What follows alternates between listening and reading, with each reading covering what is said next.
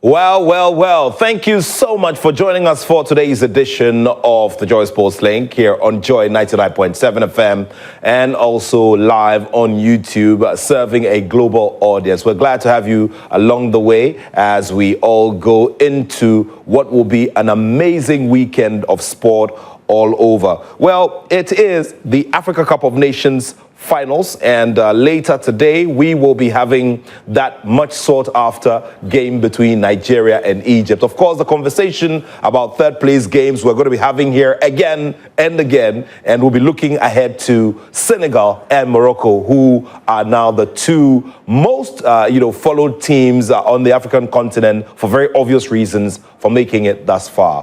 Who sets the records? Who takes away the bragging rights? We're going to be finding out right here. You can send in your messages. Remember, 055-1111-997, 055-1111-997, as we look into the conversations. Earlier in the week, we had, the set of semi-final games, which had Ghanaian interest because of referee Daniel Attoh. But some section of fans were not too happy with him for some calls that he made during the tournament. Others thought he performed brilliantly. Well, all of those conversations are here on the show. Well, featuring here today, this afternoon on the Joy Sports Link, a set of strong gentlemen who have been, focusing on the AFCON for the past couple of weeks. One of them is George Attoh Junior of the BBC. George Attoh Junior of the BBC, leading commentary for the African operation, for English operation for the games at the AFCON in Morocco. George Attoh Junior previously and currently with Joy Sports as well. And also Senegal Attoh also joining us. And of course, we've got some contributions coming in from Nigeria as well. We'll be looking at it from that perspective and bringing that perspective to the game as well. And so Chris Maduesi will be joining us here as well. And then, of course, we'll go down to the ground where Fentuo, our man covering the tournament, will be bringing us some perspective as well. So, gentlemen, thank you so much for joining me today on the show. For George, for Chris, and for Senegal Attoh. Hi, how are you doing? And good to see you here on the show. I hope you can hear me, Nat. Yes, George. Congratulations on landing that role for the AFCON. It couldn't be any better. Yes, it couldn't be any better. And when I spoke to Fent early this morning, I told Fent, if it's Nat calling me, I have to come, because I always try to remind myself of how special Nat has been in my career. And for many who don't know, Nat was the main guy who did the scouting to get me from Radio Universe to Joy FM for the whole dream to start. And I remember as well on those Guinness Football Challenge travels, after Nat saw me do emceeing for the first time, he thought I was good enough to go on with the team for the final until he came to join it. So I had the pleasure of working with Nat, Coach Tahiru, Timothy Mensah, traveling around the country. That would be about maybe 8 weeks. I got some good money along the process, but of course, great opportunities. And Nat will come for me again at Radio Universe, and I got the chance to work. So Nathaniel Attoh is a very special figure in my career. And anytime he calls on me, I have to show up. Yes, sir. George, congratulations again. Proud of you any day. An amazing time. And, time flies so fast. Time runs faster than we all think. And Fentuo is immersing himself in the code. And we the Ghana people say, Charlie, I say your body means still. Fent, good to see you again.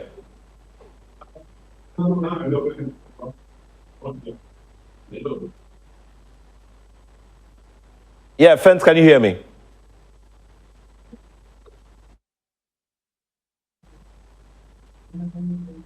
Yeah, Fent, you can hear me loud and clear, right? Sorry. Yes, I can hear you. Great stuff there. Yeah. Okay. I don't know why the sound seems like it's echoing on my end, but it is fine in your end. That's fine. Yeah. It's like I'm hearing myself. I can hear you loud and clear, Fent. Fantastic. Yeah. Yeah, it's been a very interesting last few weeks with a lot of the conversation centered on referee Daniel Lai and his performance in the Nigerian game. Nigerians don't exactly be pleased with how things turned out. I'm sure Chris will have a lot more to say about that. Yeah, definitely, definitely. And this is where I'll bring Chris in. Chris Maduesi is a Nigerian journalist. He has been throwing a lot of focus on the AFCON as well. Chris, thank you so much for joining us on the show. This afternoon, later today, you are going to be in action. And, you know, the whole conversation about the third place game is also on. Thanks for having me. I think it's tomorrow that we are going to be in action, that Saturday in Casablanca, where Nigeria will be playing against Egypt in a match no one wants to play. But as a Nigerian, I think I'm glad with the run of the team so far at the tournament, going this far, holding the host nation up to 120 minutes and, you know, making Nigerians proud. Yes, we would have loved to have defeated the host nation, but I think Morocco wanted it more and they deserved the victory. Okay, let me go to Sicho for his opening comments. Sicho, an amazing tournament so far, without a doubt. I mean, the pitches, I remember that on the AFCON Today show on Joy Prime, there's been a lot of conversation about the quality of the pitches and how players can comfortably slide and do the slide celebration. Sicho, I know you are very big on celebrations as well. And, you know, the fact that we can have good technology on the continent that sends a message to the world that, look, Morocco is already ahead of time, you know, if there's anything like that, for co-hosting the World Cup. Absolutely, Morocco have shown that they are ready, they are capable, they've got what it takes to host the World Cup. Look, it's the best in terms of infrastructure that we've seen in any AFCON anywhere. And I would not only situate it to only AFCON, it could even extend it to other major. I think if we look at America, the infrastructure we have here in Morocco beats a lot of their competitions that we've seen. And so, yeah, they've shown finally that Africa has got a country capable of hosting tournaments like that, and they are ready for the World Cup. Even when it comes to how they've deployed security across the competition, the US have come to study how they are operating in terms of security in the competition. That should tell you that Morocco are operating at a very high level. I enjoyed speaking highly about how it influenced his career, and I started laughing because when I was very young, I think when I was just 3, you were hosting Spelling Bee.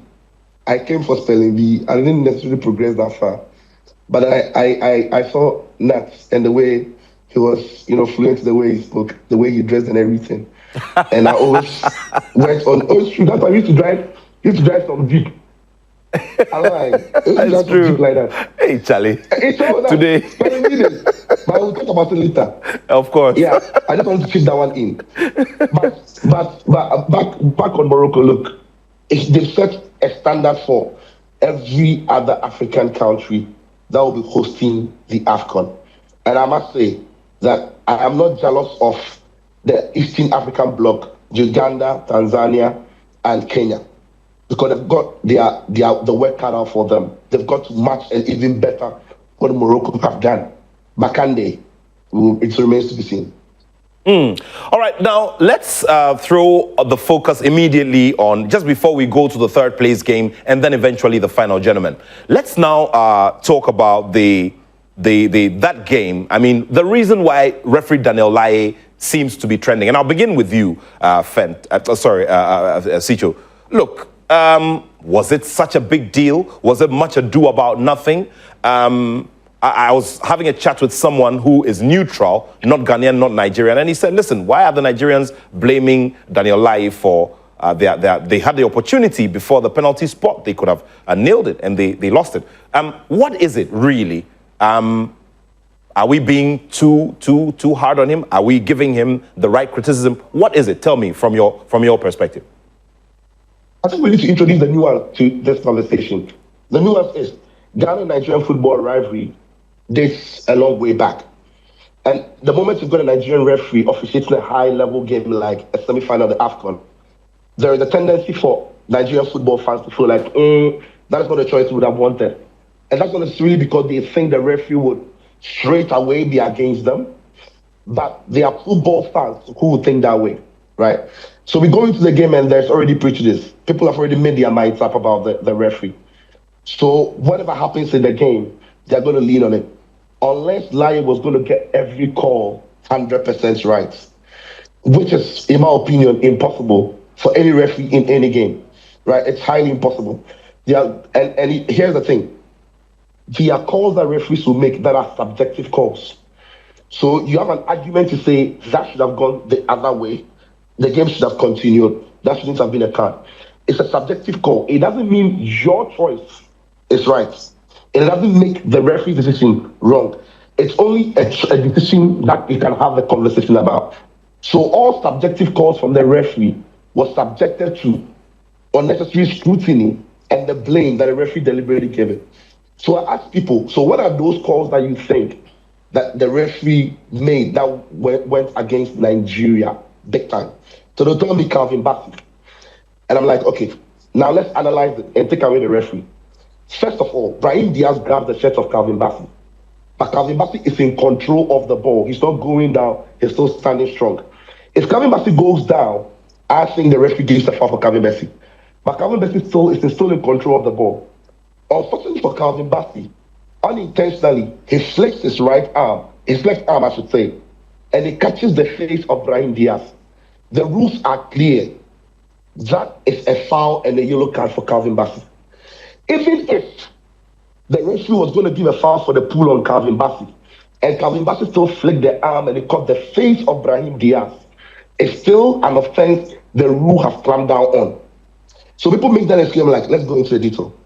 Now, again, they'll tell you there were some fouls that were soft. Maybe they were soft, yes, but they were subjective. So I don't think that Daniel Lai had 100% game, but I don't think he had a terrible game. I think he was a decent referee. But the prejudice that has been set going into the game meant that every decision he made was under heavy scrutiny. Amazing stuff. Let's go to you, Chris. Chris, I mean, Nigeria was at the receiving end of all of this. Eventually, it didn't go well for Nigeria. I think that Nigeria, held out their own. But of course, when it came to the penalty spot, they didn't just perform and eventually have to settle for this third place game. Your thoughts as well about the refereeing and that conversation around it. Anything we should be concerned about, or it's one of those days? Before the match, I did give the referee a benefit of doubt. I spoke to a few Ghanaian journalists, and I said, if you're good enough to referee in a match of that magnitude, then why don't you get the chance? But being pitch side and seeing some of those calls, I felt like he was not really up for that kind of match. It was a semi-final match at the AFCON tournament, and I feel like the referee was not up to standard. I am not trying to call him out, but I think he was, if I'm to rate him, just 40 over 100. And this is me being benevolent with my foreign message. I think Daniel Larre had a job to do. He didn't do it so well. He probably also got stuck in the atmosphere of the stadium because that stadium could have consumed even the best. So I think he could have done much better. We talk about the early yellow card for Calvin Bassey, which kind of like took off the momentum from Nigerian side, like they were playing on an edge, and I don't know, maybe he can get better, but from the Nigerian side, I think the referee could have done much better. George, you have been running commentary on these games. You've seen the action at close range. I saw a video of a Nigerian fan a couple of days ago who met Daniel Lai in the streets and was like, and he's Nigerian. He's like, guys, Charlie, I'm not, I know we're not very happy with him, but, and then Daniel Lai said, oh, well, this is football, and that's how football goes sometimes. Anyway, George, from your end as well, how do you perceive all of this? Sure, to be fair, I was on that game. I ran commentary on the Nigeria-Morocco game, which was the second semi-final. And to be fair, I think perception plays a huge part when it comes to referees and when it comes to the game. So coming into the game, there was so much in terms of the analysis about what a Ghanaian referee could possibly do to a Nigerian ambition. And also because Ghana wasn't in the competition, Daniel Lai became top news in Ghana and became top news around the world. I guess if the Black Stars were the semi-finals, Daniel Lai will not be the top news item. So Ghanaians were kind of celebrating a referee being at the semi-final of the Africa Cup of Nations after a long while. So it really brought him up to the fore. The talk was about the referee rather than Nigeria and Morocco. I agree there were some calls that could have gone to Morocco, maybe could have gone to Nigeria. But on the day, I think Morocco were the better side. I've seen Nigeria play, and I was one of those who said, this team is looking really, really good. They have momentum. The attacking trio of Ako Adams, Lukman, Victor Osimhen, Onyeka, they looked very, very good. But Nigerians, to be first to tell you that their team didn't quite click on the day. Ako Adams was off. Calvin Bassey was still a great guy. I'm yet to still understand how that yellow card psychologically knocked him, because I thought he still had a good game. And if he wasn't in that game, I don't know what would happen. But Morocco kept on attacking. So can we pay more attention, I think, to how Morocco have played a very good game against the West Africans? We saw the game against Tanzania. We were worried about that game against Cameroon. But they had that press. They leave you to play in your half. Yeah, and George, before you continue, you've made a very important point, because like I said, I've had a few conversations about this particular subject, and there are people, and there's somebody who said, look, while we do all of this, let's not take the credit away from Morocco and what they have done in terms of getting that win. Don't take it away from them. I'll give Chris a quick reminder of a game in which I thought the referee cheated for Ghana heavily. Guys, let me take you to the 2013 Africa Cup of Nations. Yes. Africa Cup of Nations that Nigeria won. Indeed. I thought the referee did everything for us to beat Burkina Faso, including taking Jonathan Petropa off. But if you were good enough on the day, it doesn't matter the referee. It went to penalties and Burkina Faso beat Ghana. Exactly. In 2013, Nigeria beat Burkina Faso to win it. Yeah. So I can understand when you have a perception that the referee is against you. Sometimes the referee may be against you, but it's up to what you do on the pitch. So Nigeria didn't do a lot on the pitch. Against Cameroon as well, Cameroon didn't do a lot. So Morocco have mastered the art now of disrupting the play of the West Africans, who are usually physical. And they've been able to do this over 2 games. So it'll be interesting how they go about this one against Senegal. And Nigeria had the chance. It was a penalty shootout. They even had the advantage because Morocco lost first. Bruno had a chance when the goalkeeper was flying to the right, and he decided to kick the ball to the right as well. I can understand the referee may have fallen beyond or below your expectations, but over the 90 minutes, 120 minutes over penalties, let's face it, Morocco were the best side or the better side, and they deserve to go through. I know Nigeria will come strong again. Very well. Fent, what's the way forward? I mean, because here in Ghana, there's a lot of focus on the faces who appear when the team is not playing. I mean, in previous years, we've had an Anthony Bafo carry the flag of Ghana high all the way to the final when the Black Stars failed to go beyond the group stage in the 2014 FIFA World Cup. And in this tournament where we're not playing, we have a Daniel Lai who can fly our flag. What then is the future, briefly, before we go into the 3rd place final and then the game itself? I think what is next is to qualify for the next AFCON. This really, like, all these other side issues are, I mean, they're a plus, but the main reason we should be headliners should be for competing at this level. So you can see everybody at this tournament is talking about the performance of their team. Everybody is defending their team, chastising their team. And what are we left with? Defend the referee. That sounds sad. So I think ultimately not. We need to get back to the AFCON. And the good thing is yesterday we had an audience with the GFA president, and we didn't miss to remind him why it was necessary for Ghana to be at the AFCON. I think it was George or someone like that who said that he spent the entire AFCON telling people why Ghana is not at the AFCON, because you can't go anywhere without somebody asking you why we are not at the AFCON. Like, it's crazy, because every day, like, I've had to learn French now because of that. Ghana non-qualification every day. Like, what's this? So I think ultimately that's what we need to do. In terms of the other contributions of the other Ghanaian individuals outside of the national team, I think, as the guys have said, Daniel Attoh didn't really disgrace himself. It was a game of very fine margins. And so whoever was the loser was always going to have one or two issues about the officiating. I don't think it was as disastrous as people are making it seem. He did make some errors, but I don't think it was so disastrous and so calamitous or to the point where it's scandalous. It definitely wasn't that sort of officiating or that sort of refereeing.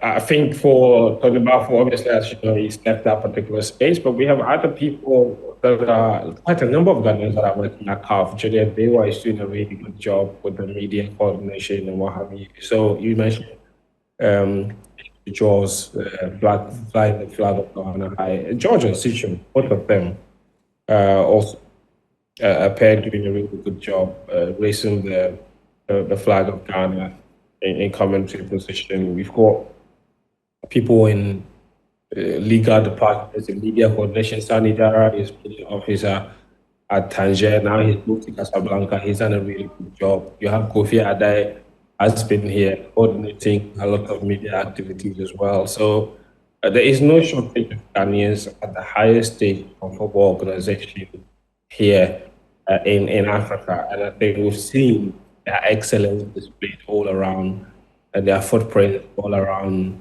Morocco. And their story is a massive part of the success of this particular tournament.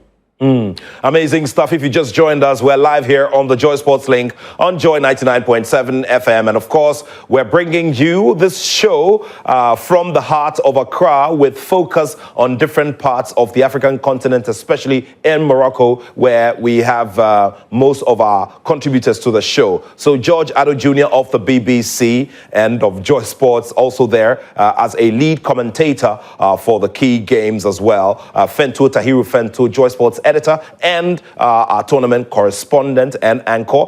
Also, Sicho Fem, Philip Achirim. What did I just say? I need a glass of pineapple juice at this time. Huh? Are you sure it's a glass of pineapple juice you need? No. Fent, as for that, our beverage, we'll only have to talk about it when the show is over. Nat, are you sure you've not already had a glass? No. Not at all. Not at all. You like cheers. Every morning, cheers. I'll look at you. Oh, Lord. Yeah. First, some of what we see is a Nigerian journalist. He's also there in the heart of all of it. We're just having a conversation and building up to the two big games. Of course, the final is the center of the focus. But of course, we're going to spend some time here on the third place game. The issue about the relevance and whether or not it should be played is something that always comes up, whether we like it or not. And so while we're looking at the chances of both sides and what we should be looking at, we can also play around it as well. Let me begin with you, George. Nigeria have been a very, very big story of recovery within this tournament, because getting this far is something many would not have expected, looking at all the circumstances, within camp and all of that. Egypt has the big Mo Salah factor.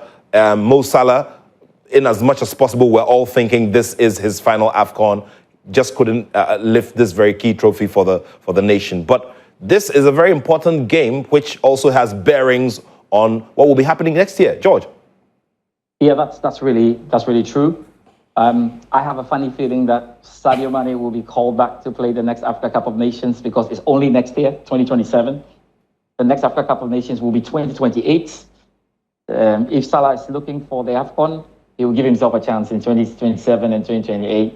And I think Sadio Mane may be dragged into 2027 because all Chris's concerns will be heavily arrested, because I don't see Tanzania, Kenya, or anyone, any of the hosts winning that Africa Cup of Nations.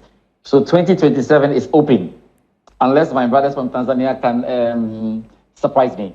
But I think that's going to be a very open tournament for the best team to win. Nigeria really wanted this badly. This team has built so nicely, and they wanted to win the AFCON to appease their fans because they couldn't make the World Cup. Because we're seeing how great this team is, and we're asking ourselves the question, wait, how didn't they qualify for the World Cup? Yeah, they didn't qualify for the World Cup.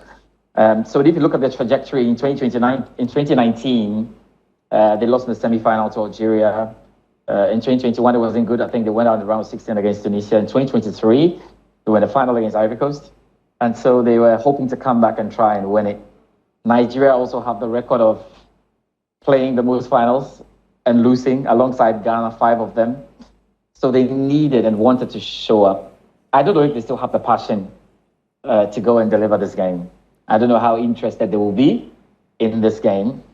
Same thing for Egypt, with all the passion from Hussam Hassan and all those players. They even had a word from Hassan Shihata, who was in the hospital. Man who's won 3 titles back-to-back from 2006 to 2010. I don't know how motivated the sides will be. But as much as we talk about the motivation of the sides, we have to think about other players who may get an international cup because it's an extra game. Think about the money that CAF needs to be able to organize better programs or better events. And also give the commentators another opportunity to run commentary. Give everybody another opportunity to go in there. So I guess if it's club football, we can talk about, let's take 3rd and 4th away. But when it's international football, I think let's allow that to go in there. There are a couple of players who would like to come onto the pitch and say, I wore a shirt and I played at the 2025 Africa Cup of Nations. Let it be. Let it be. Okay. And so now let's look at the dynamics as well. This obviously is going to be a very tough game, without a doubt. So from your analysis, clearly we've shifted from the era where teams go in demotivated, some players don't even want to play and all of that. But now the stakes are high, just for the reasons that you've given. George? Yes, stakes are high. You've got to play. You've got to show up. Winning bronze is not bad after all. And it adds to your ranking overall. And we know how important ranking can be as we get ourselves ready for qualifiers and whatnot. So you can also get some goals and everything. So I guess the players will motivate themselves and go again. But they will not play near the levels they did in the semi-finals. That's for sure. So it will be a game where we go in and try our best. If we win, yes. If we don't win, yeah, let's go. I mean, Sichu spent a lot of time speaking to some of the players in the tunnel, and he tells me sometimes how very disappointed they are when they don't make it to the final. And I don't know who is going to motivate Victor Osimhen to come and be running and be chasing the ball like he did in the whole tournament. But we'll look forward to the spectacle. Well, and so that brings me to you, Sicho. I mean, you have had a close feel of all of this, having these interactions with these, these players. And sometimes the whole energy around them can send you a very big story. But hey, when they come up against Egypt, it sure will be another set of egos at play, the history and all of that. What will be the motivation and what will be the determinant factor in getting that bronze, either way, whether it's Egypt or it's Nigeria? Well, there's still a football game to be won. There's still a lot of money to be won as a prize gets. But there's still a lot of difference between 3rd place and 4th place. And of course, when you play for your national shirt, even if it's been a friendly game, you are motivated to wear it with pride and deliver. And so, yeah, I think none of those group of players will want to play in this fixture, but they'll pick themselves up and want to win it as well. Finish the tournament on a high, get a win in the bag, take the prize money for the team, and go back to your clubs as well. And look, we always think of the 3rd and 4th place game as not necessarily important because of how it comes about. It comes about from teams that are just ranked up to the final. And it's still, again, one of the most watched games in the tournament. It's even more watched than a lot of the group stage games, a lot of the quarterfinal games. The final beats it, some semi-final game beats it, but it's a game that still has a lot of eyeballs. It's a game that sells a lot of practice tickets. It's a game that increases your sponsorship revenue because it's an extra 90 minutes of TV content for the broadcaster. So Africa needs this game for now to rake in as much as it can. Europe might not need it because it's Europe. They've made all their money from their Champions League and blah, blah, blah. Africa still needs it because you're going to sell tickets. You're going to, the stadium is still going to make in some money. Sponsorship is going to come through and all of that. I think now it's up to the coaches and the technical teams to go and motivate Osimhen that look, this is not the picture we wanted. And we still have to go out there and complete it. It's up to Osam Hassan to motivate Mohamed Salah that we knew we wanted to win the AFCON for you, but let's go home with some bronze at least. So it's up to the technical teams, the psychologists in the team to lift the mood in the camp and go again. Okay, well, let me come to you, Samuel. I'm sure you're also gauging the mood and imagining how it is like back home. I remember the businessman who promised, that he was going to get them a certain amount of money, motivate the team with it if they made it to the final, and also was going to appreciate whichever goal was scored, for all of it. That clearly just tells us that Nigeria, as a big nation and the most populous on the continent, have a big place for football. And when it's going right, everybody gets on board.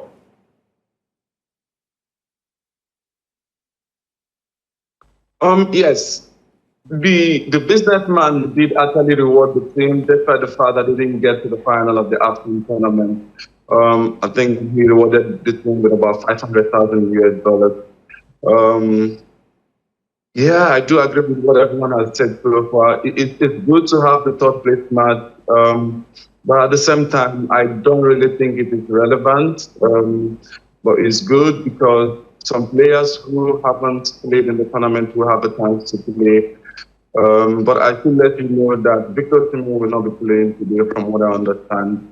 There are reports from the camp that he is possibly en route back to Turkey because he got injured in the semi-final. These are still reports, all right, but I don't think he's going to be playing today against Egypt. And the last time Nigeria met Egypt was more or less in a scrimmage match. Egypt won 2-1 in a friendly play. So if we do kill our second string game, I think Egypt will also, have another win against Nigeria. Amazing stuff. But these are the days when opportunities come for other ones to be discovered and to shine. Do you envisage that there could be anything like that, where a player who probably has sat on the bench, one of the options on the bench, could get an opportunity because of the absence of an Osimhen? Oh, yes. Someone like Paul Onwuachu, who scored or who opened the scores for Nigeria during the penalty shootout against Morocco, will have a chance to lead the line. He got a goal in the group stages against Uganda. He was away from the national team for about 4 years. Then, after a good run in Turkey, was reinvited back into the national team, and this could be a chance for him. We could also see Akko Adams increase his goal tally for Nigeria, scored 4 goals so far for the national team. Other players, I think what Eric Chell has done is try to kill almost all the players he registered for this tournament. Just 2 players have not featured for Nigeria at this AFCON, and that's Ebenezer Samiro and Osman, the other midfielders. So we might actually see all the players play against Egypt, and Nigeria might just, all the 27 players that got registered would have had a taste of some AFCON action by the time this tournament is over. Well, let's see how things go. We're still here on the Joy Sports Link on Joy 99.7 FM and also live on YouTube with seasoned journalists from all over the continent who are looking forward with us to this very, very big one. Fent, tell me about it. What kind of game are you expecting, first of all, and where do you see it tilting? Some definitely would want to see Nigeria pick that bronze. There's no doubt about that. But from where you sit, where do you see it tilting? I think I'm more in favor of Nigeria winning, yeah. They are the experts at it. They've won it 8 times. No other country comes even close. So they seem to be a country that values that playoff more than any other team. If you remember, between 2008 and 2017, Ghana made 6 semi-finals at the AFCON, and we lost. In fact, 2 times we went to the final. 4 of them, we contested a third place playoff. We lost every single one of them, except the one in 2008 at home. So we've, unlike Nigeria, who have not lost a third place playoff match, I don't know when. They've been winning it every single time. So they've got the reputation for it. And they seem to have the better squad there to be able to field a second string team, give opportunities to players that haven't had enough minutes at this competition. Some of those that came off the bench, some of those that missed penalties, like Chikwueze and Cole. This is a good opportunity for redemption. So I just feel like there will be more motivation on the Nigeria side of things. On top of that, there's also a small issue of top scorer contention. At the moment, Brahim Diaz has 5 goals. Both Osimhen and Lookman have 4 goals each. We know Osimhen limped off injured in that game against Morocco. But if he starts match fit, he and Lookman, both of them might want to play this game, because either of them gets on the score sheet or gets a brace, there's a real chance they could finish the tournament as top scorer. So that there is another motivation there, even for Nigeria, to play some of their best players at this competition. So all around, when I look at all the motivating factors and the mitigating factors, because if you look at Egypt, I think they would have no motivation whatsoever, because this is not what they wanted. This is not what Salah won. And there's nothing to play for. He doesn't care about AFCON top scorer. I just feel like, and they don't, beyond their starting lineup, they don't seem to have enough depth in the team. So when I look all around, I feel like it's a game that is tailor-made for Nigeria to try and make it.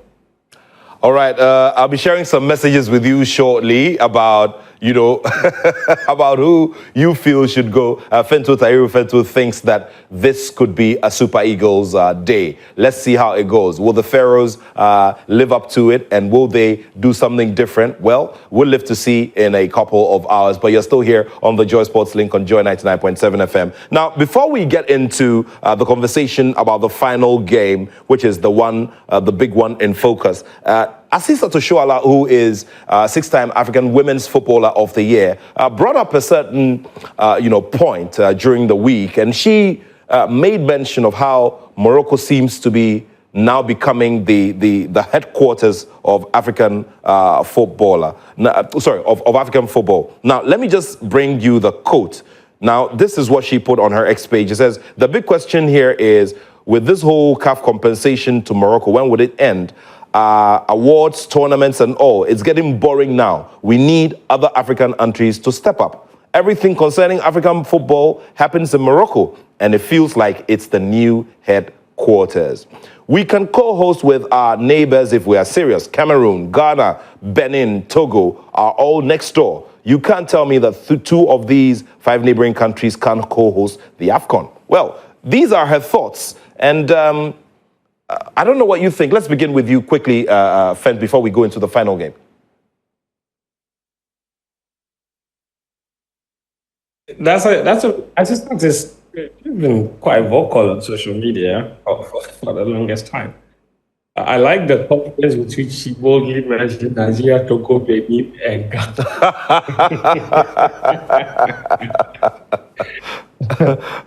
Probably the foremost unserious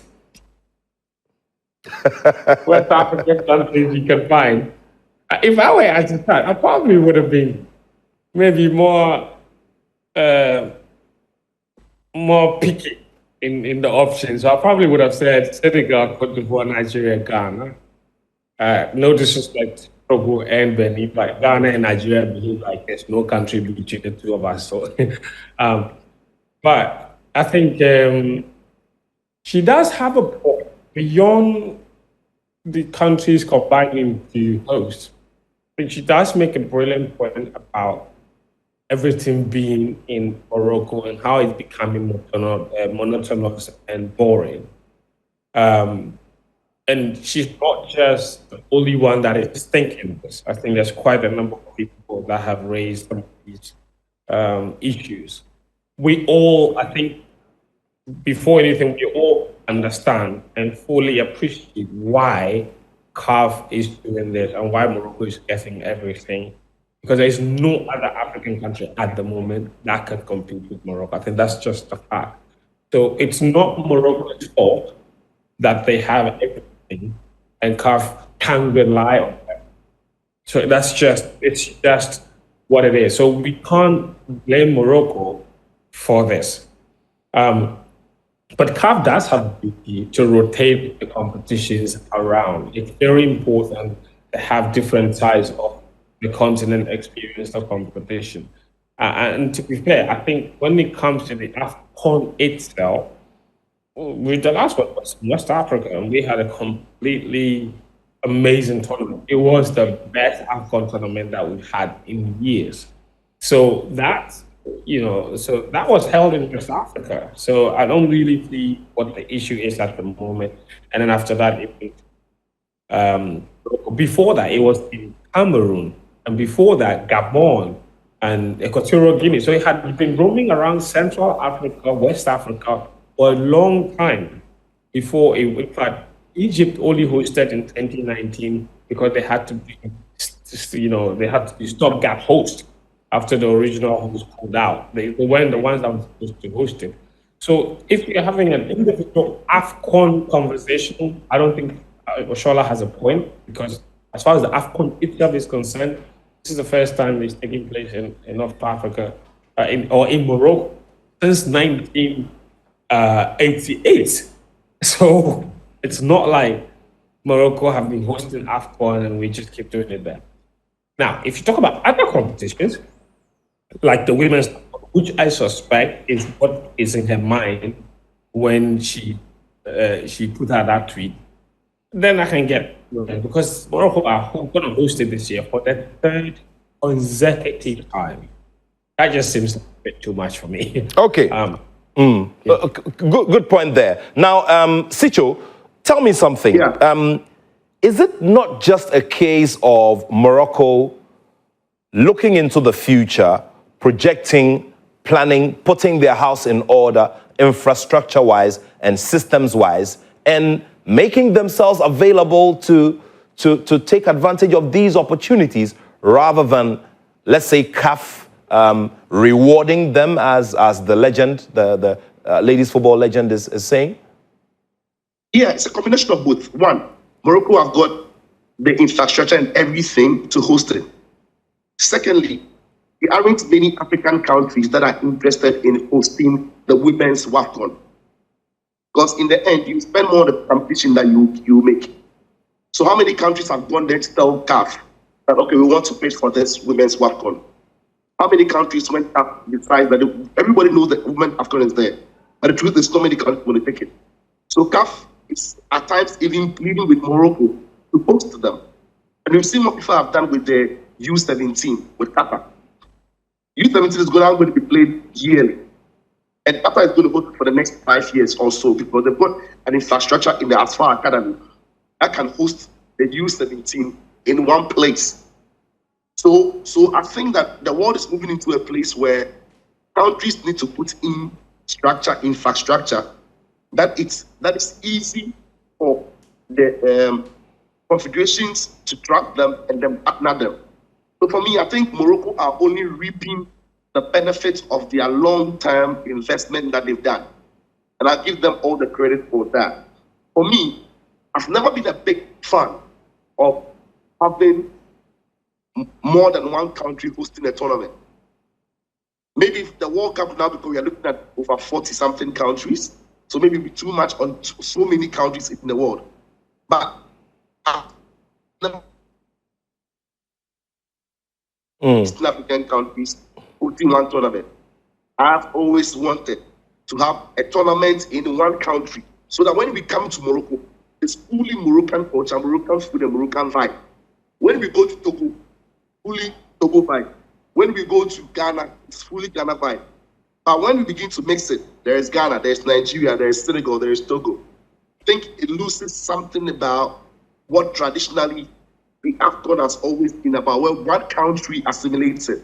Well, in Eastern Africa, the culture might be similar, so we can say, well, in Tanzania, Uganda, Kenya, we might find similar things. But for me, the ideal thing for a football fan going to see a tournament, it's not what is becoming the norm now with many countries hosting it. So credit to Morocco, and they've invested so much and so hard that it is easy for us to take every tournament to them. And if several countries on the continent can do the same, we wouldn't be here talking about almost every tournament going there. They've done what they have to do. We are reaping the benefits of the investment they did. Nat, I don't know if I can add. George, yeah, exactly. I was coming to you actually. Yes, yeah. I was going to say, Morocco are now teaching everybody what planning is all about. Today we are here talking about football. For your information, they have plans to take over hockey, basketball. They're thinking Formula One. They are 5 years. They've done golf as well already. They've done golf. I've covered the only PGA tournament to take place outside of the US region, which is, and has a total prize money of $2 million. I've covered in the last 2 years. They've taken over golf as well. It's a big, grand plan, including even having to train officials who will be at that level to take over big positions in CAF. They are not joking. This is not by just the Football Association. This is a whole plan by the government that they are pushing in place. And it is far ahead. Anybody complains that Morocco are hosting the AFCON, like French was saying, the first one they hosted was 1988. This is only the second one. The last time they won it was 1976. They are only coming to the party. And you should now start getting worried because they are making it difficult for CAF to not look at them. Difficult for FIFA not to look at them. Everybody comes to Africa and they are looking for this. And Fen Sicho, Chris will tell you, we knew of this plan 10 years ago and it's now taking proper shape. So more is going to Morocco, get ready rather than complain. All you can do now, if you want a match, is to begin a plan. Start something that will bear fruit sometime. Because if you look at Egypt are probably hosted the AFCON maybe 6 times or 5 times. Where was Morocco at the time? But they took the time to build, plan, look at the loopholes, and here they are today. Sam, Asisat may be, making these comments today, but of course, the beauty of all of it is that it has opened up a bigger conversation beyond just saying that, look, why is it that it's always Morocco? It's now opened a bigger conversation which is making other African countries now look at themselves and say, hey, we have to start doing certain things right, just like George has said. Absolutely. Other countries have to speed up. For example, you did not mention the Diamond League that Morocco hosts every year. They are the only African country that hosts the athletics Diamond League. So at this point, I think they should be hosting everything because they are utterly ready. They have the facilities and the people are very receptive. So yes, Azizat has a good point. I think Nigeria, Ghana hosted the 2000 Nations Cup that about 26 days ago, co-hosted it. We're going to see what Tanzania, Uganda, and Kenya can pull off. I'm actually optimistic about Kenya because I was in Nairobi for the World of the 20 Championships, but that was during COVID. Kenya, they have a reputation of having, good hosting pedigree. The last time I was in Ivory Coast for the African Nations Cup, I really enjoyed it because it was very, very good. I think other countries should have a chance, but if Morocco seems to be the most ready, I think they should just continue getting it. I mean, stuff there. All right, let's get into the business. Samuel, let's now get into the business of this big final. Morocco, this is a big opportunity for them. Just like George has reminded us, it's been such a long, long time. And now it couldn't have come at a better time where they're hosting it as well. And the team is also showing a lot of great quality and form. It will be Morocco's tournament or game to miss in Sunday's final, isn't it?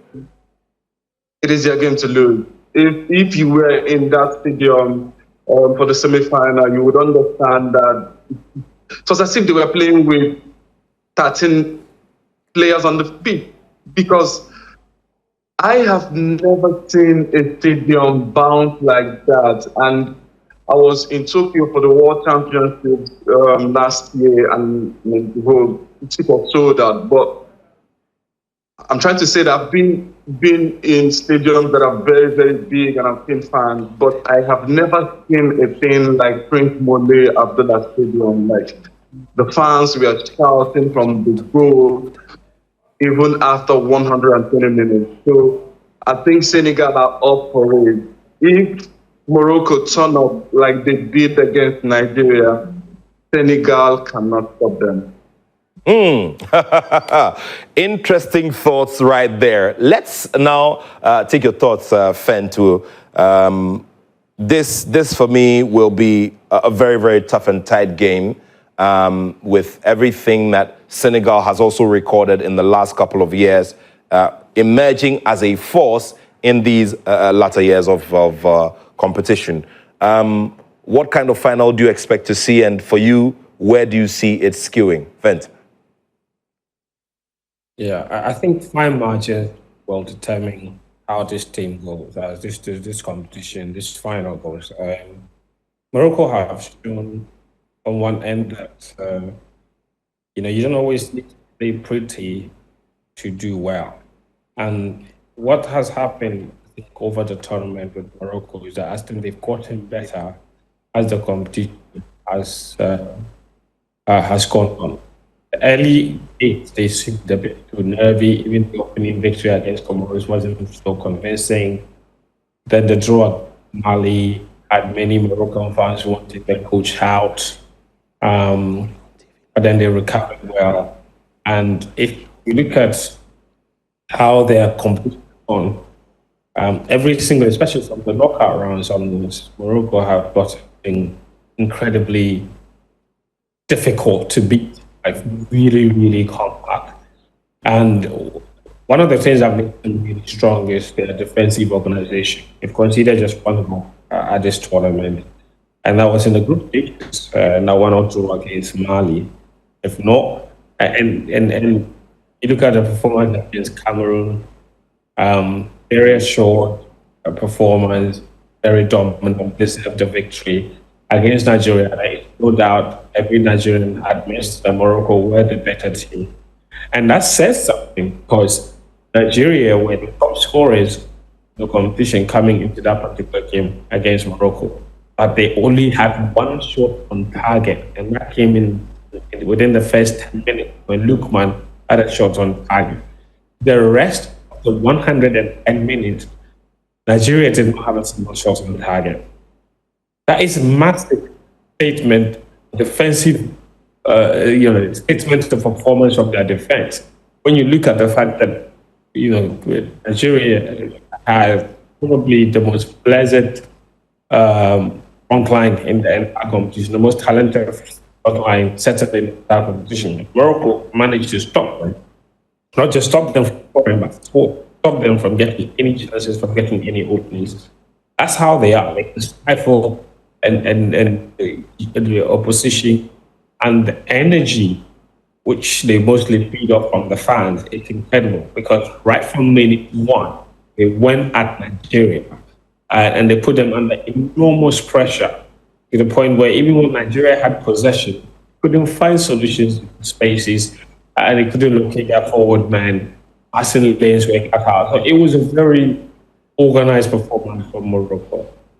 Senegal, on the other hand, I think, much like Morocco, they haven't also exactly been or played superlative football. They haven't blown teams apart, but they've been so efficient and have done the job when it's necessary. I saw the game against Egypt. Not that I was surprised with the way he panned out. I mean, Joe was on commentary position, so he probably have a lot more to say about that. But you could just, obviously, I think that was a strategy of Egypt, coming and defend. That's what they've done mostly. I mean, they don't care about possession. And Senegal against Egypt, you know that Egypt did not have a shot on target until the 84th minute, which was a feeble effort of the head of Mustafa Mohamed. The entire game, one shot on target, and even that shot on target is merely a statistic, because if you see the actual shot, there was no chance of that scoring. You understand? So it was a dominant performance from Senegal as well. I'm happy because I think this is the final many people would have predicted before the start of the competition. After the start of the competition, obviously people would have started to revise their notes a little bit, seeing the way Nigeria were playing. But before the tournament kicked off, these two were definitely the two teams that many people would have picked to go all the way to the final. Amazing. This is a for me, this is a demonstration or evidence that the modern game, especially when it comes to the AFCON, we're long past the era of talking results. The best team will always find their way to the top. These are the best two teams on the continent. They've shown it. They've reached the final. It was never going to be a shock. You can't just wake up, come to the tournament, come and cause any upset. That era is long gone. This tournament, even from the quarterfinal stage, only one team in the last 8 had never won the AFCON. That was Mali. Every other team in there was a big boy. Well, that had won the AFCON in the not too distant past. So you can't just. So the AFCON is no longer a competition where you can just waltz in and think you can cause any shocks or any upset. The ones that have plans, that have a structure, they are the ones that will go to the very top. With Morocco and Senegal, this is the peak of African football. This is the best final we could have asked for. Number 1 versus number 2. Literally, very little to separate the two teams. But now they are par. Senegal, but they played every game in Tangier, and they literally made that place a home. This is the first time they will play outside of their comfort zone. Whether or not that could prove something will be another question indeed. Nat, and just like what I wanted to say is that every country that has played at the Prince Moulay Abdallah Stadium against Morocco has had something to say about the impact of the final. I want to see how that affects Senegal or otherwise. All right, let's take some final thoughts. Let's begin with you, George. George, I'm wondering what kind of game you'd want to see both sides play, looking at their disposition and how they have executed their play, over the course of the tournament. What kind of game do you want, for instance, to see the Moroccans play? They have the fans solidly behind them. Of course, there's a very big disparity when it comes to the spread of home fans and visiting. What kind of game do you also want to see Senegal play? Of course, I expect that Morocco will continue what they have been doing against West African sides. They'll be looking at pressing when they have to press, especially when you cross the halfway line. Senegal is slightly sophisticated when it comes to comparing what Cameroon and Nigeria offered. We've seen Senegal firing some shots from 25 yards or 28 yards. So Senegal would not be too concerned about trying to pass the ball deep into the penalty box of Morocco. They'll also try some shots as well. So their attack is kind of different. And the blend of the Senegal team, you've got youngsters, you've got players who are just about in their 20s, and you've also got some very experienced players. Like Sadio Mane's contribution to this Senegal team is unbelievable. Very sensible passes, dangerous defense-splitting passes. And he's able to choose and pick the moments like he did against Egypt when he scored the goal. He has got that third eye. However, Morocco will be another one to go to. I mean, was it Sicho or Yao Fent I was telling? After the game between Nigeria and Morocco, when I woke up silently, I was hearing in my mind, in my ears, I'm not in the stadium, I'm at home in my hotel, but I was hearing, oh, the mama grape. It was just bouncing in my head. I'm like, this is it. They are going to be singing this one, chant it on to make sure that they win. It's the reason why I'm slightly thinking that Morocco may do it. Their fans may just push them over the line. It could be an extra time situation. It could be a penalty situation. Because both sides have a very good defense, and I don't see any of them conceding.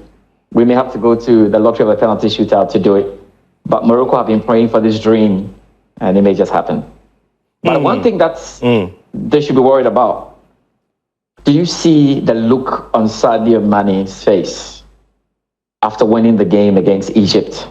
He kept on telling everyone, calma, the final is the main thing. So this is a special one. Well, it sure will be something else. Sicho, George has told us something that I also feel will be likely. He says that we should expect that this will go beyond regulation time because of how potentially tough and tight it will be. Yeah, potentially it could. Because Fento even said that there is very little between these two teams. And these two teams have been successful with their local national teams as well. Senegal winning champ a couple of years ago. Egypt also going to win the Arab Cup days before the AFCON started with their local team. So it's success built, and they are. When you look at the tournament, on the side of the draw that these teams came from in this AFCON, they very much look like they were the better team coming from that side. And I'm afraid it is Morocco who have been properly tested coming into it. Because Morocco played against the other best team in the tournament. That was Nigeria. And the final could easily have been Nigeria-Senegal. Easily, because Nigeria was that good. They chose the wrong day not to play well. They chose the wrong day to have their players off. And that wasn't an accident. That was also because of how Morocco plays. When Morocco play, they have a way of forcing your attackers to play deeper. Because you have to think about Mazouari and Hakimi, who when Morocco are on the ball, can be very advanced, especially Hakimi. So then Lookman may have to backtrack a little bit. We'll be able to backtrack a little bit. And I have a feeling a similar thing is going to happen to the Senegal game, where Sadio Mane might not necessarily have a head start high up the pitch. He might also be looking behind him to try and support deals. Because you're going to have Brahim Diaz, you're going to have Hakimi down that flank. Or Mane stays high up the pitch, and Pape Gueye has to draw himself to that side of the pitch a little bit more for the cover. But the adverse effect of that would be the space it creates in the middle of the park. Interesting. So what makes Morocco dangerous is how they are able to mix it up. Look, they don't concede. Morocco were on a 10-game clean sheet run until Senegal scored from the spot. And that was a penalty. They scored from the spot. And so we can't say it's just out of the blue, they don't concede. It is a structural thing that they've got. They press higher than anything in the competition. They close the ball down faster than any team in the competition. They cover more grass than any team in the competition. So it's not by coincidence that Morocco do not concede. Okay. It's not by coincidence that Morocco force almost all the teams they are playing against to go into a defensive mode. So clearly, in wrapping all of it up, this will be a Morocco thing for you, a Morocco trial. I think Morocco will win it. Okay. Thank you. Thank you very much, Philip Sicho-Achirim. Thank you so much, George Attoh Junior. Thanks so much to Samuel Madresi, and also Fento Tahiru Fento. It's split, it's scattered across. We don't know how it's going to end, but of course, we begin with that big game later this afternoon between Nigeria and Egypt, the Pharaohs and the Super Eagles. Who soars higher? We get to know. And then, of course, tomorrow on Sunday, we will get to see what happens in that very big final. And so the second part of the show will be a conversation that we're bringing you.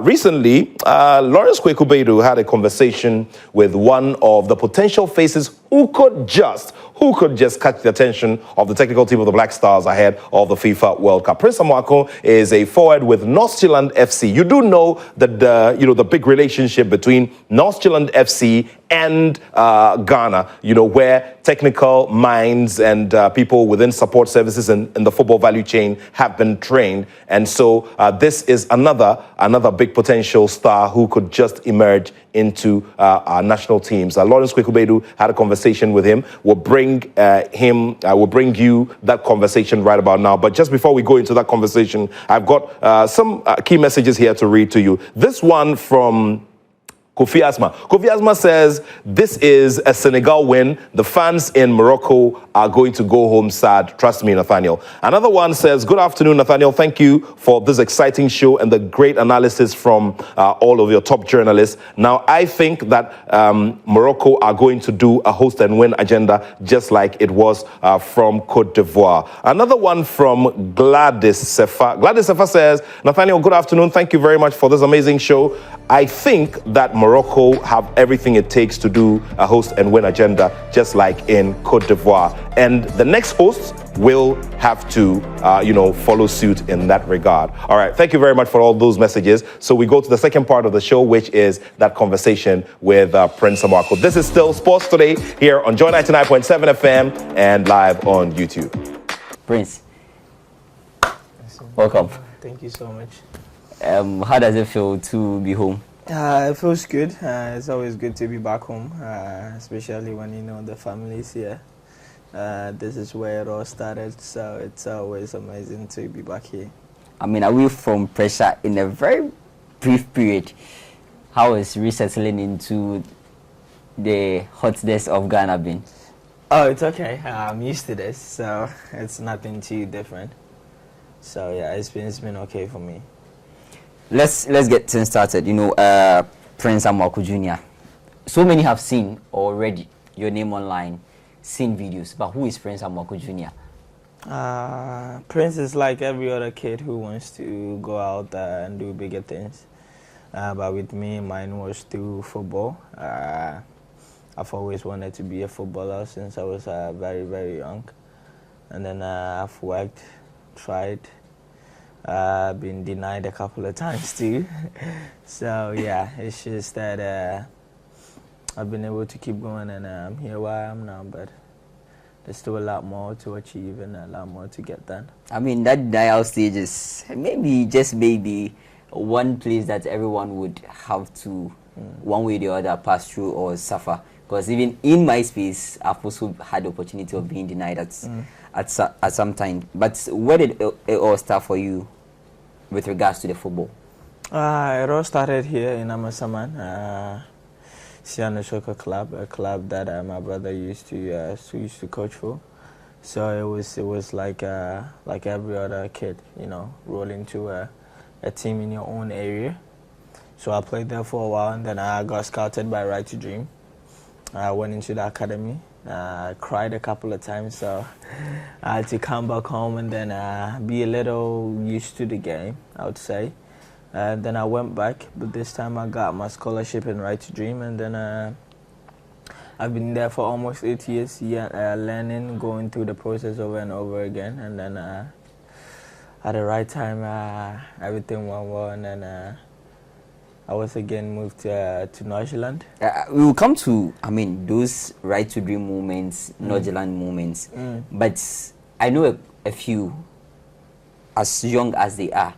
At some point, I was also in that space as well, playing football, trying to make a living, trying to make my family happy. Maybe what I didn't get is that chance to be at a production house like Right to Dream. Someone will ask, how does one get to be notified? Like, how does one get to be scouted by Right to Dream? So it goes through a trial where you have to play and show yourself. And then I was lucky enough to play here in Amasaman. The Right to Dream scouts came over here, and then I was scouted there. That is all that happened.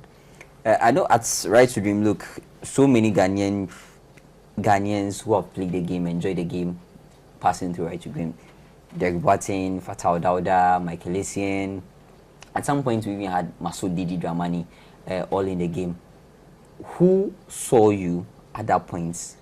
Do you remember who saw you, the conversations that went on, and then you moved the conversation Jeremy forward? Sita. I don't think he's known often, but he's like the head scout of the Right to Dream community. I think he's the one that realized the potential I had in me when no one else did. Because when you're young, you just don't see you as who you are now, because it goes way beyond that. And I think he realized that and saw that in me, and then he scouted me. So Jeremy Sita is like the main guy that saw what I could do and what I could offer to the table. Then the Right to Dream picture.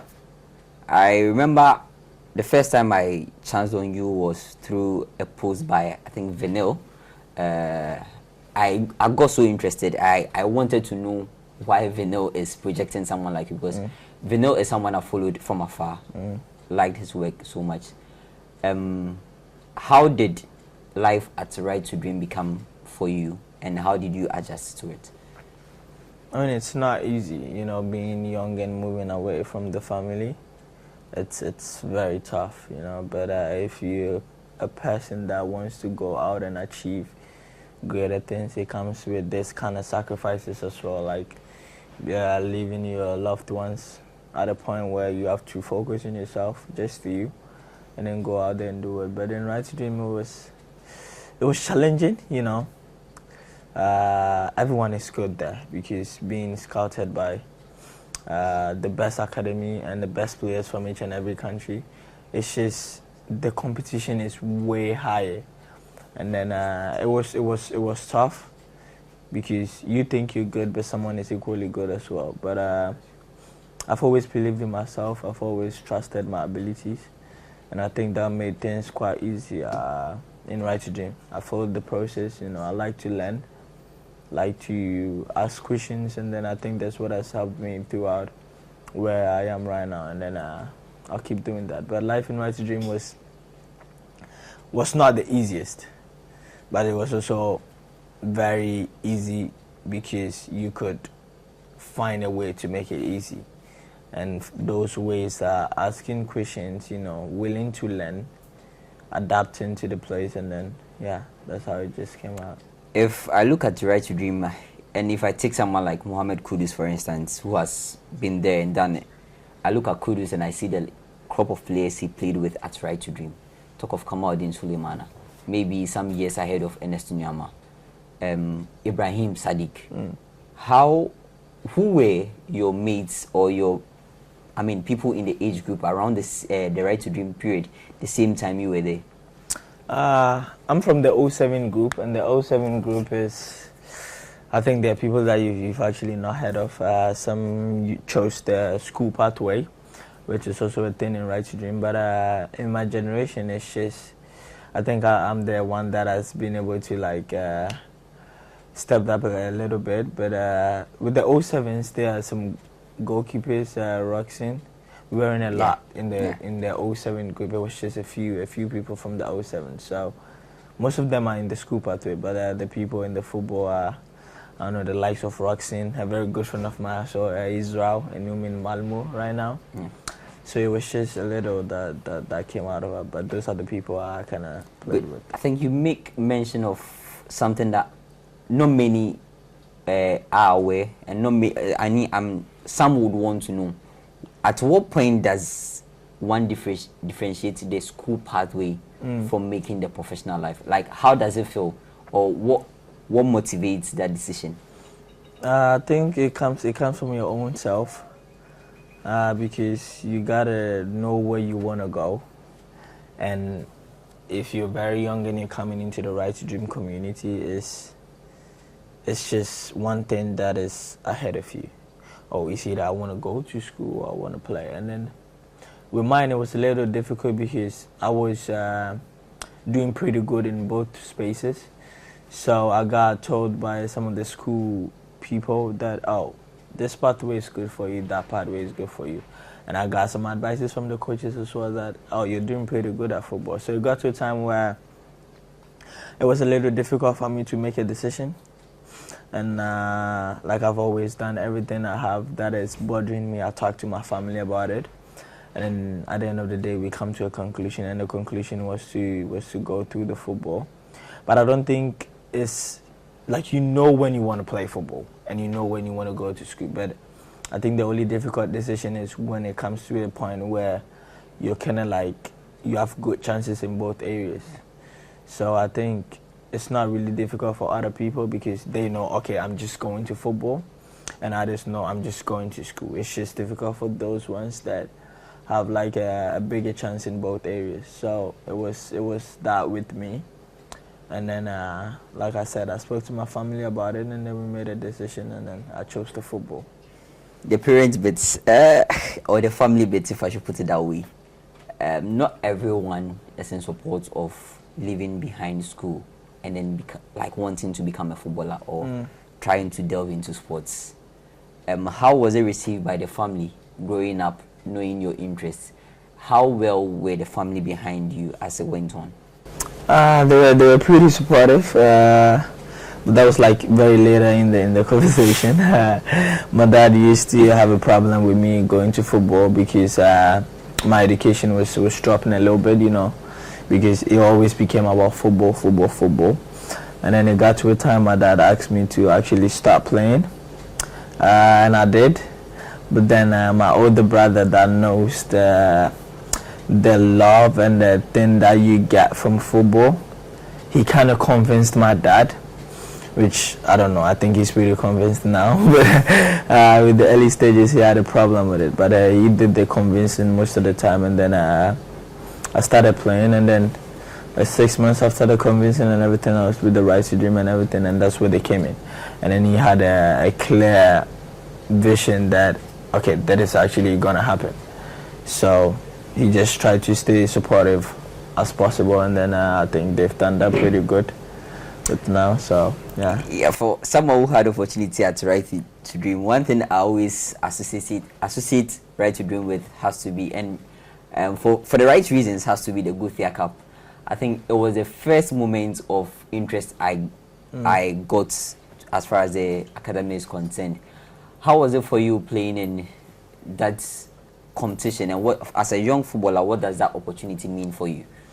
It means a lot. You know, different culture, different teammates. I was the youngest in the squad on my first Gothia, so it was very different knowing that, oh, you're gonna be on the bench, you know. But then I didn't care about that. The moment is I cared about the traveling, you know.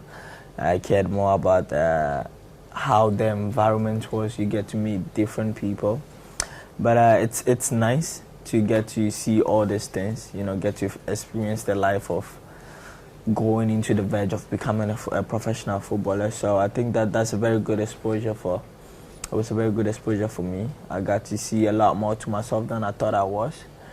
And then, yeah, that helped me a lot. But the Gothia Cup is probably one of the biggest youth tournaments in the world. So it's just amazing to be a part of it. Look, and then again, there was this bits, the Adidas bits. And anytime I have seen Adidas bring on someone, it's a huge personality. Maybe the younger ones have not been brought or have not been given that limelight yet. But when I saw that, I was like, yo, what could we be having on our hands in the next few years? And I remember having a conversation with you and even getting some of the images of a photo shoot you did. How did it all happen? Because you were still coming up, if I should put it that way. With the Adidas thing, it came on my first Gothia Cup, and that was like me playing the last 5 minutes of almost every game. You're kidding me? Seriously. I was 15, 16 by then, so it came, and I had an agent by then. My agent texted me, was like, oh, there's this Adidas sponsorship that is being offered to you, so what do you think about it? I was like, well, is this a question you're supposed to ask me? Because I barely played. Like, I didn't even get a chance to even show myself. So I was just focused on the winning part of it, because we won that tournament in that year. And then I spoke to my dad about it. I was like, oh, this is what has come. My dad was like, wait, what? They actually don't understand the sponsorship thing, because they think they give me free stuff and then they don't take anything in return. and they have to pay me. So my dad was like, wait, what is happening? So I mean, that's reaction is just like what everybody Yeah. will also ask. Yeah, it was like, what is happening? Why would they give you free stuff and not literally get anything from you? All you have to do is to let them be recognized, like tag them in posts and everything like that. I was like, yeah, I'm pretty confused just like you are. So we took it, and then I've always been a fan of Adidas too. So when it came, I said yes straight away, and then yeah, it's just what it is now. I mean, I don't know how to describe that moment, because I still feel at 15 and Adidas contacting you was quite big. I mean, it's still big because that is a great brand if you're talking about, I mean, sportswears and I mean any other thing related. But then again, it is you, it is Prince Amoako. Who am I not surprised, because you've been brought into the limelight at a very young age, where you had people talking about you. At what point again did you see yourself going to Nordsjælland? Because look, many people have come through the Right to Dream Academy, but not everyone has had the opportunity to go through Nordsjælland from Right to Dream. Where did it all start? Where did it become a possibility? I think with the Nordsjælland and Right to Dream thing, what people don't get is, before they see you as who you would become, like they've already seen in the past that this is who we're gonna have in the next 5 or 6 years. And what people don't know is I got offered a pre-contract at 15 with Nordsjælland, but then the negotiation with my agent in Nordsjælland took a little longer. Wow. And then I signed with Nordsjælland when I was 16, and then had to develop again for like 2 years. So you can play like with the rules and everything. You can play in Nordsjælland when you're 18, because I was born and raised in Africa, so that's the rule with so I signed a pre-contract, and then I knew I was with Nordsjælland for the next 2 years. So all I had to do is stay in Right to Dream, develop a little more, and then I went to Nordsjælland straight when I was 18. No, I have no words. But I think there's one question I had wanted to ask. At Right to Dream and Right to Dream at Gothia Cup, one thing I've realized, or one thing I've come to understand, is Right to Dream do not allow journalists or do not allow the media to put the names of the players. I mean, sometimes someone could be performing so well, but then they don't want that name to be out there. What is the reason behind this? I think, or what could be the reason behind this? I think it's all for the protection of the players, because, like, again, going to the Gothia Cup is just a bunch of 15, 16-year-olds going there. You could literally say something that isn't good for the brand, and that could ruin a whole lot of things. So I think it's more for the protection of the players, in terms of like, when we feel like you know what you can say, and you know the way to put your words, then of course you can get that exposure as much as you want. But then I think with those times in Gothia, it's just different. People could mistakenly use your words for something else, and that is why I think Right to Dream is very conscious of. So that's why they actually do that.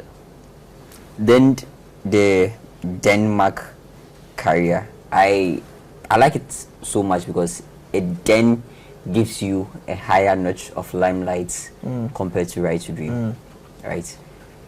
How was the integration like from Right to Dream, getting to Nordsjælland, and then now working your way up? With the Nordsjælland thing, it's like Right to Dream used to travel back and forth to from Denmark to Ghana. Yeah. So it was like you were kind of used to it.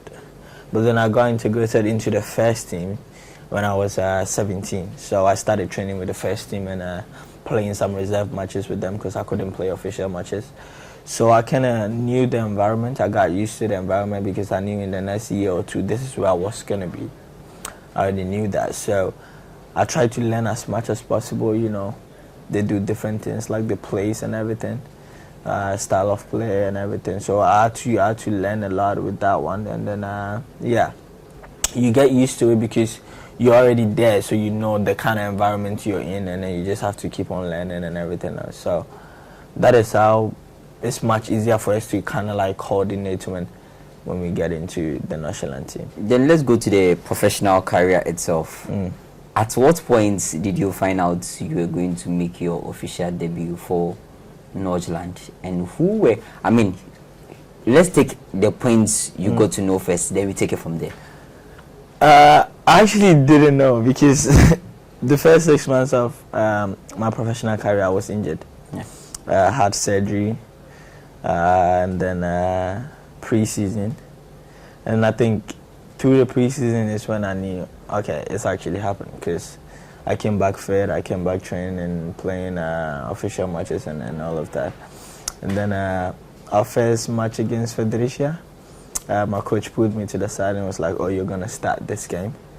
And I was like, yeah. And what I love in my life is when you give me the opportunity, I would do whatever to show you that, okay, you can trust me the next time. And by God's grace, I actually talked to my family. Exactly where I was going to. I was actually going to ask, which people did you first inform when you got to know that I told my family first. Challenge happiness. I told my family first. I told them how scared I was, because I hate that I've been given the opportunity and I can't deliver. I hate it. So I spoke to them and they were like, oh, keep calm, like you've always done. Just treat it like you've always played. And it actually happened. I went out, showed myself, scored, got an assist, and then, yeah, that's when I had a feeling, okay, this shit is about to go down. Look, how hungry are you as a player to succeed? I mean, look at my family. There's a lot more to achieve. But I actually don't like to think so much about the future, because I like to take things the way they come to me. And with the injuries and everything that I've faced, I also don't like to see myself so much high, because if those things don't happen, then it just messes with your mind mentally. So I like to take things step by step. Of course, I have goals that I want to achieve. I have things that I want to go out there and do, but we are in Nordsjælland now, focusing on Nordsjælland. It's been a good 6 months, and then, trust me, the hard work never stops. I'm more interested in the first 6 months, because, look, it's not easy to be getting the numbers game after game.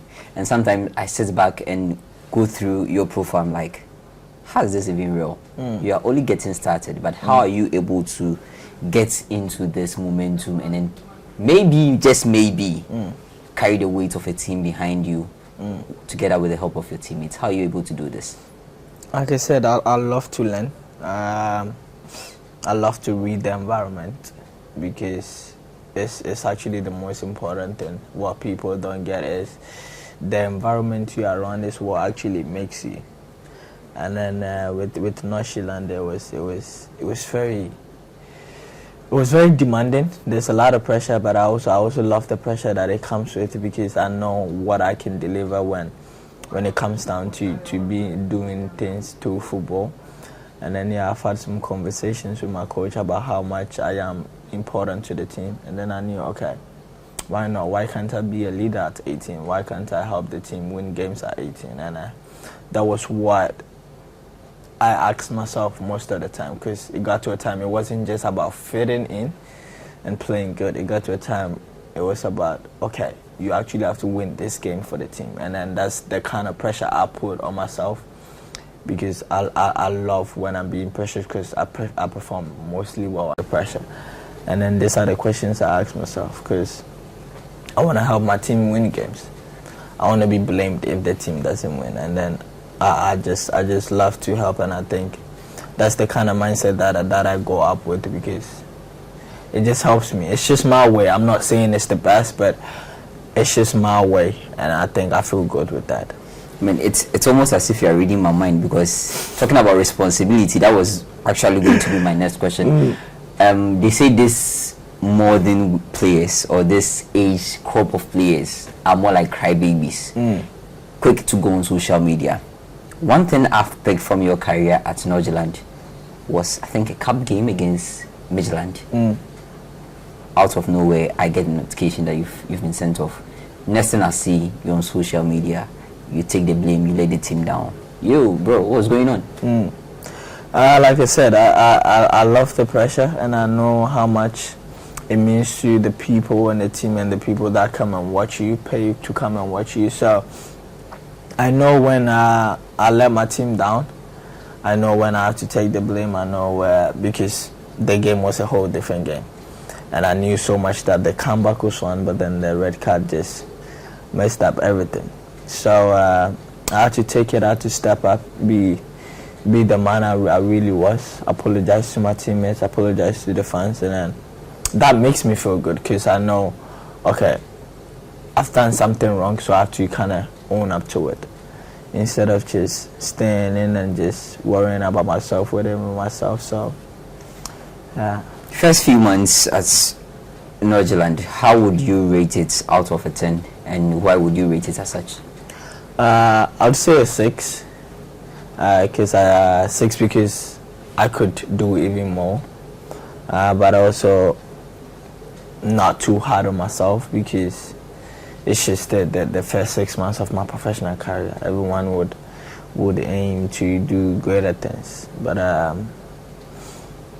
it's not bad, but it's also not the best.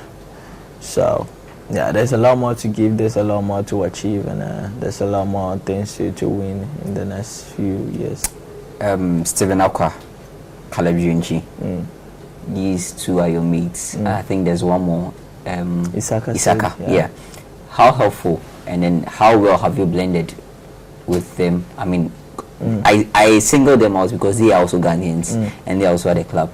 How well have you been able to move along with them and then help your career so far? It's much easier because we actually all grew up in the Right to Dream Academy. We saw each other each and every day.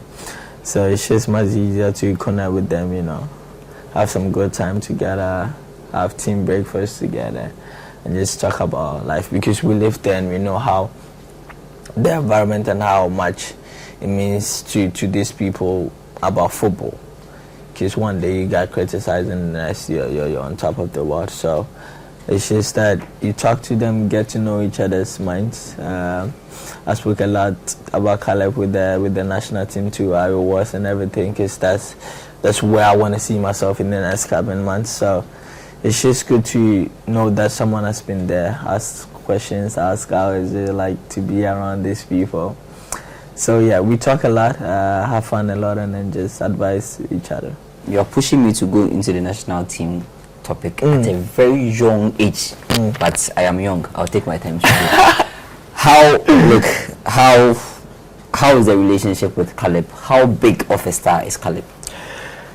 I think Caleb doesn't see himself like the way we see him because he's a very, very humble guy. He just focuses more on his work, but Caleb is insane, like crazy good. And I say this every time because he delivers almost every time, every game. And to keep that consistency is just top level. So Caleb is a superstar. And I tell him so much every time. But he wants to achieve a lot too, so. I remember you were on holidays when I texted him like, bro, I want to speak to Caleb. Away from it, we couldn't progress the conversation. But then in terms of the media space, what kind of personality is Caleb? You will never get to talk to him. Caleb has denied interviews from FC and a lot of times. a lot of times. So it's very difficult to get to Caleb. It's very difficult to get to him. Then again, another high-profile person at Nordsjælland, making it easier for Ghanaians, making it easier for younger players to come through, has to be Michael Essien. How big of a motivation, how big of a character is Michael Essien, and how good is he to your career so far? I always say this, it's been a very big part of my development because whatever that I want to achieve, he has done that. You know, to play Real Madrid, win the Champions League and all of that. It's just, when you see him working on, you're like, where is this actually Michael? Because he's so down to it. He loves to listen. He loves to help you, you know, talk to you. It's just amazing to be with someone that has achieved everything that you want to go out there and achieve too. So you might as well take the best chance of it, you know, talk to him, ask him questions, how is this, how is that, and then yeah, he's willing to help every time. So it means a lot to have someone like that that is willing to help you every time. So you've been speaking a lot about your career. I mean, we have seen the first half of the season from you, what you've delivered to FC Nordsjælland. Now time to cool off, rest, and get back to Denmark again. What plans do you have? Like, what are your aspirations for the second half of the season? The goal of the team is actually to get in the top 6 and play before the playoffs. So we want to get in the top 6, and I want to help as much as I can with goals and assists. I want to send my tally up. So yeah, try and do that as much as possible. I mean, combining both goals and assists, I think you're already in double figures if my memory serves me right. But if you had to set a tally for yourself, a target, maybe I want to clock 20 goals, like 20, 30 goals and assists combined. What will you opt for? I mean, what will you say is your target? I'd always aim higher. I think I can get to 20, 25.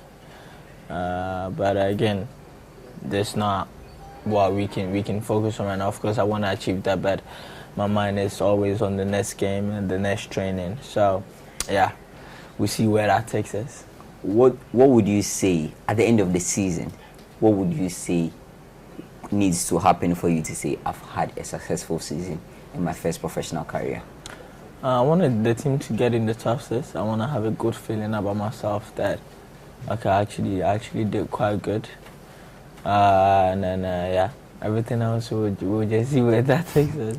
And then now the conversations which make some people a bit of uncomfortable.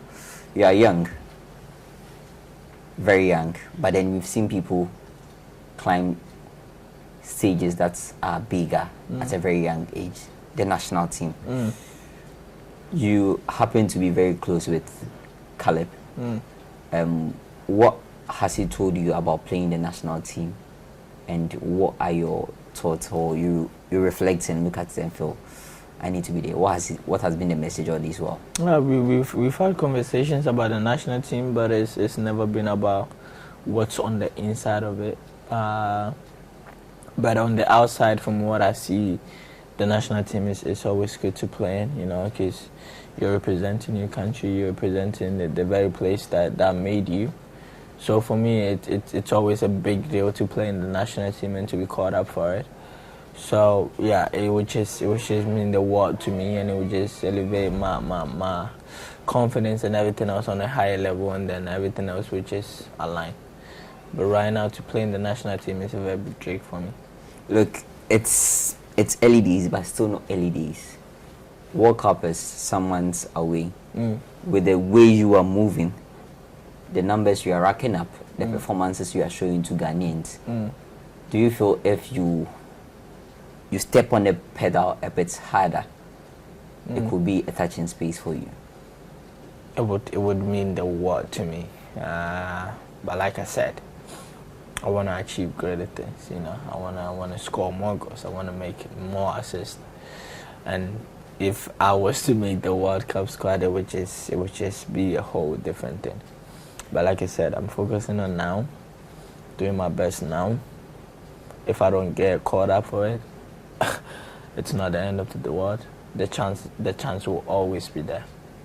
But like I said, I will do my best, try as much as I can, and then when the opportunity is being given, trust me, I know for sure I would. Look, I don't know how much you've read into it, but I've been on social media a couple of times, and I've seen your name crop up, like pop up with people wanting to say, look at the performance of Junior Prince Amoako, what he's doing. I thought he deserves a chance. Has there ever been a moment where someone around the national team, someone around your camp has maybe informed you that, look, you are being watched from afar from people at the top? Yeah, we've had conversations about that, but I also know, because it's just when you're having these numbers and you're doing pretty good, people see. And one thing about me is I don't do things for what I want people to see on the outside. I do things because I see it as good for me. because it gives me peace and it gives me a chance to even perform on a higher level. So I don't do things for the people on the outside. If you see it and you love it, fine. If you see it and you have a problem with it, that's definitely fine as well. So I do things because I think it's best for me, but everything else, it's just up to the watcher. Mohamed Kudus played at the 17 level, played at the 20 level, eventually went to the senior national team. Caleb Yuntri skipped the U17, skipped U20, skipped U23, straight to the national team. Which would you prefer? And would you say if you had to get called up in any of the national teams, you'll be present to represent your country? I mean, I still stand on the honor of playing for the national team. I'll always stand on that. If the eligible group is there for me to play, I will be there if I'm being called. If not, I'll still focus on my club. But of course, it's always nice to escape everything else and go straight into the first team, you know, have a presence of everybody else. So yeah, we see where that takes us. I'm just ready for whatever. Mohamed Kudus, Kamaldeen Sulemana, and Nestiniama, these are people who have passed through Right to Dream, passed through Nordsjælland, and now playing for the national team, making names at their respective clubs. How big of a motivation and what is the relation between yourself and them? Are you on good terms? Like, do you speak, and how do they motivate you? I mean, I speak to these people, but I also think the way they act speaks a lot. Because if you see people like Kudus making names out there, I mean, they don't have to come tell you, oh, this is what I'm doing, this is what I'm not. You see it. And when you see things like this, it's just nothing than a motivation to you to also go out and do greater things. So, yeah. But some people I speak to them personally, and some people I just watch them from afar, and then it serves as a big motivation. So, yeah, when you hear all this stuff from them about how difficult and how much you should keep your composure and everything else, it's just you have nothing to do than to learn, because at one point you're going to need that advice. No disrespect to anybody, but in the next few years, I know you want to take things step at a time, but where would Prince want to see himself in the next few years ahead, like some 3-5 years away? Which club, I mean, do you support? Obviously, you play for Nordsjælland. Which club would you want to don the jersey and then? I mean, I've always loved Chelsea since I was young. Chelsea has been my club since I was very young. So it would be a dream to play for them. But like I said, I also want to see myself at a place where it feels home and a place where I'll feel happy and play. And right now, I don't know that yet. So. I mean, in terms of trophies and all of it, which one do you have your minds on? Like, do you feel you could go on and then achieve, bring home, feel a bit proud that you've won these? I think with the honor of the country, it would mean the world to us if we got the World Cup. It would be amazing. I would love to win the World Cup with the country, be a part of it, and to keep your name in the book of history. Playing at the AFCON or going to the World Cup? Winning the AFCON or going to the World Cup? Which one would you prefer?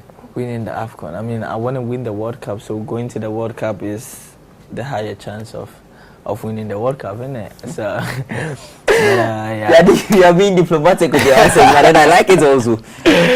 So, yeah, because you can't win the World Cup if you don't play the World Cup. So, if that's the biggest dream I want to achieve, then I have to play in the World Cup somewhere. But yeah, the AFCON will also be a very good way